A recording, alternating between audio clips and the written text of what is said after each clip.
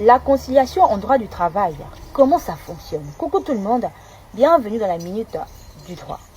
Je vous souhaite un bon début de semaine et un excellent mois de mars à tous. Revenons à notre sujet. Vous avez un conflit avec votre employeur. Salaire impayé, licenciement contesté. Avant même d'aller au tribunal, il y a une étape importante, il y a une étape obligatoire, je dirais, qu'on appelle la conciliation. Mais qu'est-ce que c'est concrètement cette conciliation? Je vous explique. Il faut savoir que la conciliation est une procédure amiable préalable destinée à permettre aux salariés et à l'employeur de régler leurs conflits sans jugement. La conciliation elle intervient, comme je disais, en cas de salaire impayé, en cas de licenciement contesté, en cas de rupture abusive d'un contrat, en cas d'harcèlement, parce que oui, il y a certaines personnes qui se font harceler au travail, en cas de prime non payée, bref, en cas de tout litige individuel du travail, la conciliation intervient. Elle est généralement organisée devant l'inspection du travail ou devant le tribunal du travail en formation de conciliation, bien sûr. De plus, dans la plupart des pays francophones, comme le beau pays, le Gabon, nous disposons tous d'un code du travail qui prévoit une tentative obligatoire. Je répète, une tentative obligatoire de conciliation avant un jugement au fond. On prévoit cette tentative-là. Pourquoi l'obligatoire? Parce que premièrement, elle vise à désengorger les juridictions. Mais surtout parce qu'elle vise à préserver la relation professionnelle. Elle vous permet aussi d'éviter une procédure, d'éviter un procès long et coûteux, parce que je vous assure que les procédures en matière sociale sont beaucoup plus longues que les procédures en matière civile. Je ne sais pas pourquoi, d'ailleurs. Parce que la logique est simple. On essaie de régler le problème à l'amiable. Si on n'arrive pas, c'est seulement en cas d'échec à ce moment qu'on peut avoir recours à un juge. Alors, comment ça fonctionne? Je vais essayer de vous l'expliquer simplement. Premièrement, qui saisit? La plupart des cas, 80%, c'est toujours le salarié. Bon, après, l'employeur aussi peut saisir, parce que le principe est simple. C'est celui qui s'estime lésé, qui rédige une demande auprès de l'inspection du travail ou auprès du greffe du tribunal du travail. C'est comme ça. Deuxièmement, on va mettre quand intervient la conciliation. À quel moment elle intervient justement, cette conciliation? La conciliation elle intervient avant une audience de jugement. C'est-à-dire qu'on ne peut pas directement arriver au procès. Non. Le législateur nous impose cette étape-là.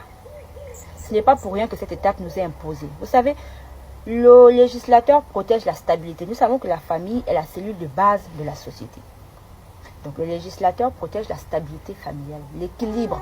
Lorsque nous travaillons, nous avons un certain équilibre.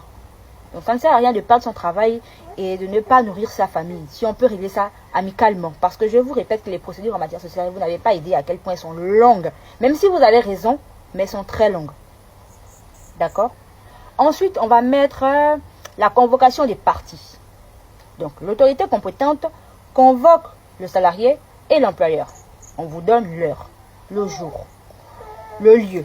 Donc, les parties, vous devez obligatoirement vous présenter. Après, on va mettre le déroulement de la séance. Comment ça se passe?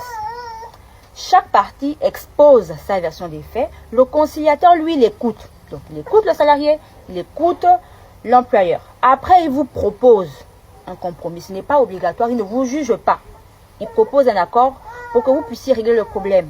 Maintenant, si vous n'arrivez pas à régler le problème aussi là, on va vous envoyer directement devant le tribunal. Cette séance, elle est confidentielle. Et à la fin, vous avez des issues possibles. Il n'y a que deux issues possibles de toute façon. Le premier, c'est que vous avez trouvé l'accord. Donc, un procès verbal est signé et rédigé, signé, vous signez le procès. Un procès verbal de conciliation. Vous avez trouvé l'accord. Au pire des cas, on vous rédige un procès verbal de non-conciliation. À ce moment, l'affaire peut monter devant le juge. Ce que vous devez également connaître, comprendre et retenir, je pense que c'est important, ce sont les effets juridiques de la conciliation. Ce n'est pas à négliger. D'accord? Parce que lorsqu'un procès verbal est signé, lorsque vous êtes d'accord avec une conciliation, une tentative de conciliation, vous avez trouvé un accord, on vous rédige un procès verbal signé entre les parties. Ce procès a force obligatoire justement entre les parties. Il a valeur exécutoire selon la législation nationale. C'est-à-dire que ce procès a la même valeur qu'une décision de justice. Donc c'est très important cette étape. Maintenant, si au cas contraire, vous n'avez pas trouvé gain de cause, procès verbal de non-conciliation, vous le rédigez aussi, vous le signez, et l'affaire peut monter jusqu'au tribunal. Ce que vous devez également comprendre et retenir, c'est que la conciliation n'empêche pas un salarié d'emmener son employeur jusqu'au tribunal. Non, ça ne vous empêche pas. Si vous savez que l'affaire est trop grave, vous pouvez porter l'affaire devant les juges. Il n'y a pas de problème. D'accord? Exemple. Naomi, donc, je travaille dans une entreprise de la place et je réclame 6 mois de salaire impayé à mon employeur, donc à mon patron. Lors de la conciliation, lui, il reconnaît mes devoirs 4 mois. Un accord est trouvé sur un paiement échelonné. On nous rédige un procès verbal que nous signons tous les deux parce que je suis d'accord. Tant qu'on peut déjà me donner 4 mois, ça m'arrange. Donc, je suis d'accord. On rédige le procès verbal, je signe, mon patron aussi signe, et l'affaire est terminée sans que nous ayons recours à un juge. On n'a pas eu besoin d'un procès, mais on a réglé notre problème. Petit conseil, ne négligez surtout pas cette étape de conciliation. C'est très important, il ne faut pas la négliger. Et gardez les preuves de tout, c'est-à-dire de vos contrats, vos bulletins de salaire. Même les simples messages que vous envoyez à vos employeurs à 2 h du matin pour dire que monsieur, s'il vous plaît, payez déjà mon argent. Ça fait 3 mois que vous me devez. Et après, il vous répond là. Il faut garder ces messages-là. Gardez tout. Parce que tout compte.